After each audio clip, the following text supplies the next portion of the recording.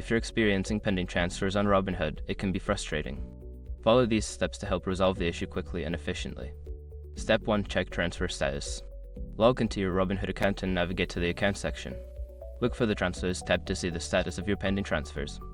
This will provide insight into whether the transfer is still processing or if there are any issues. Step 2. Review transfer limits.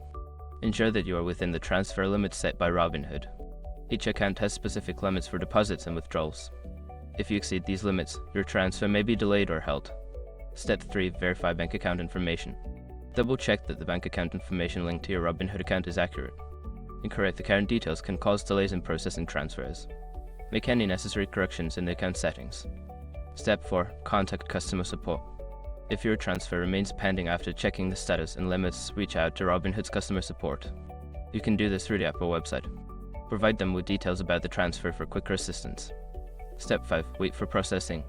Sometimes pending transfers can take time due to bank processing times. If you've confirmed everything is correct and have contacted support, it may just be a matter of waiting for the transfer to complete. By following these steps, you should be able to resolve any pending transfers on Robinhood. If issues persist, continue to communicate with customer support for further assistance.